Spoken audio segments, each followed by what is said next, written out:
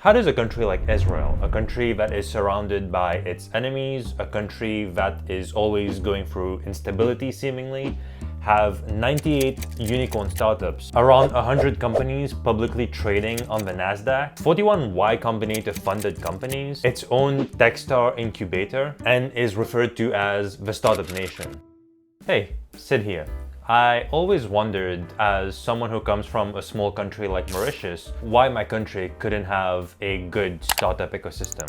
An ecosystem where companies would be flourishing all the time, and an ecosystem that would be inspiring people like me who want to build companies. I moved to the US in 2016 and I lived outside of California. I actually lived in Chicago and I currently live in Pennsylvania. And it also seems that even America has trouble replicating what Silicon Valley and the Bay Area have been able to do in terms of innovation and building startups. So to better understand what Israel has been able to achieve when it comes to innovation and startups, I read the book Startup Nation, and I also spoke to a Y Combinator founder, Liron, who is based in Tel Aviv, Israel. If you don't want to watch this whole video, here's the summary of my findings. The military, the evolution of fundraising, the use of immigration, brain circulation instead of brain drain, the 1 degree of transparency, the art of debriefing, R&D, and the cluster effect. Alright, you're still sticking around? Let's dive into it. Number 1, the military. Israeli people tend to be very direct. There's a term that they call it chutzpah.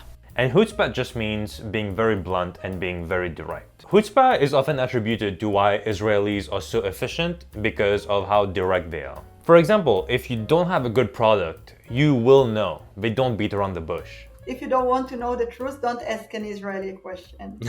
But can we make this statement that Israel is really good at building companies because they are very blunt? Do I really have to convince the whole island of Mauritius to be blunt and honest to be able to build better products? I don't know if that translates well. The book Startup Nation also attributes the military for giving Israelis the skill of how to unpack successes and failures. So for example, when the military goes through a situation of failure, they can learn to regroup and understand why they failed. Point out specifically why they failed and understand how not to repeat that. They do the same when it comes to success. They learn what works and they try to repeat it down the line. A good practice for that would be that in 2021 and 2022, we created a ginormous hype train for something that did not really pan out to be anything major. So how can we choose to avoid situations like these again? Now, the military in Israel is mandatory for most citizens. Does that mean that every country needs to impose mandatory military so that you're able to build better products down the line? Well, not exactly. For example, other countries that have imposed military like South Korea and Singapore, even though they're developed nations and they have a high degree of innovation, they don't really have the same numbers as Israel does when it comes to startups and innovation.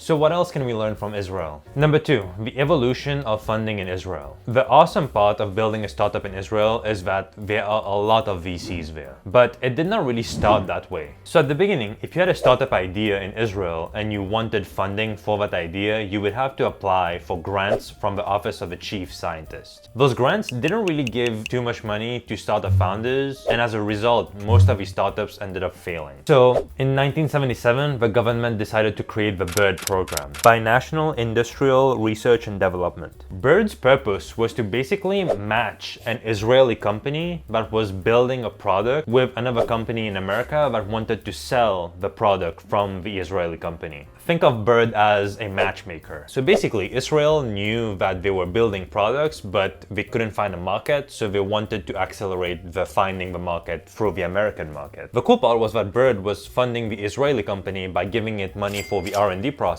and was also giving the American company half of the money required to do distribution in the US. And the B.I.R.D program really gave Israeli founders a good knowledge on the ins and outs of the American market and how to deal with it. The B.I.R.D program is still active to this date, and it has approved around 1,000 projects from all these leading companies that you see on the screen right now. And while we're talking about the evolution of funding, we also need to bring point 3, which is immigration. The Israeli population is really diverse. In 1991, a bunch of Soviet Jews were moving to Israel. The government really needed to find a way to create jobs for all these people. So the initial reflex of the government was to throw money at the problem. They decided to give $300,000 to each of the entrepreneurs from these group of people that wanted to create companies. And a lot of them started using that money to build on their craft, but they weren't really making commercially viable products. And when the Israeli government started to see the failures that were coming through just giving these $300,000 grants away,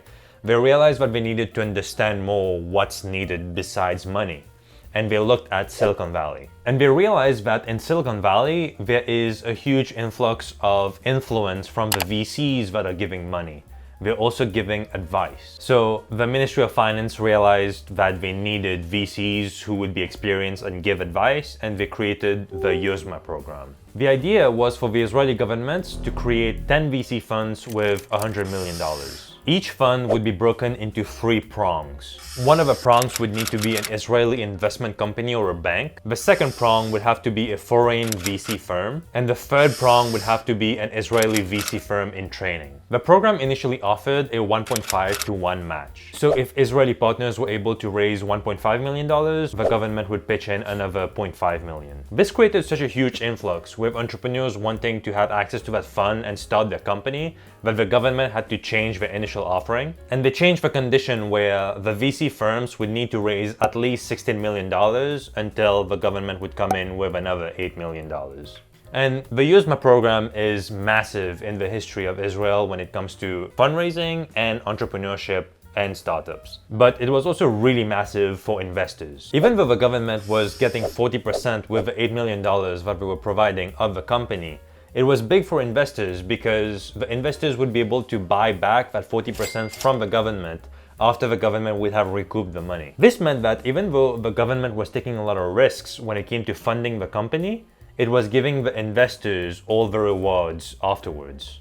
And from the inception of the Yozma program in 1991 to the year 2000, the amount of VC investment in Israel went from $58 million to $3.3 billion. The results in Israel were immense from the Yozma program. And even though the government was not reaping any benefits from this whole investment and giving out money program, they were benefiting from the country getting more companies, more jobs, and having more money coming in and out of the country. And the Yozma program is so exceptional that even countries like Ireland and South Korea have created their own Yozma programs based on Israel. And speaking of immigration, Israel also has the law of return, which means that any Jewish person living anywhere in the world can just go live in Israel. The country really understands the impact that immigrants have on its economy. And to benefit from the influx of immigrants, they have established the Center of Integration, which basically helps new or returning immigrants to start a new company by providing them with resources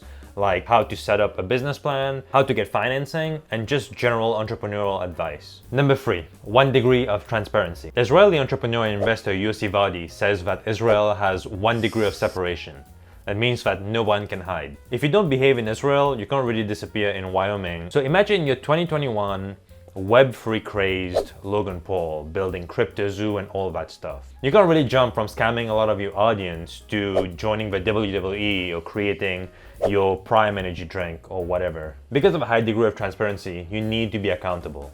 Number 4, R&D. Israel is a world leader when it comes to spending a lot of its GDP into R&D. In 2020, Israel spent 5.45% of its GDP on R&D, according to the World Bank. For context, in that same year, the US spent 3.45% of their GDP and South Korea spent 4.81% into R&D. So what does that mean, spending your GDP into R&D? Does that mean you're funding your military? Does that mean you are funding the government? Does that mean you're funding big energy? Or does that mean you're funding university research? Well, yes to all of the above, but it also means that we're funding R&D for startups as well. Number 5, brain circulation instead of brain drain. If you don't know, brain drain basically means when highly trained people or people considered to be intelligent move abroad to get better opportunities for themselves. And basically you're draining the brain from that country. Well, in Israel, instead of brain drain, there is what they call brain circulation, which means that people will go to the United States, start companies in the US or anywhere in the world, and then at some point they end up returning. The thing though is that it probably wasn't this way with Israel, where it's experiencing brain circulation. People come back to Israel now because of the opportunities and the landscape that's available for entrepreneurs and for people that are seeking jobs or seeking careers. And so right now we can only attribute brain circulation to the successful startup ecosystem that's thriving in that country.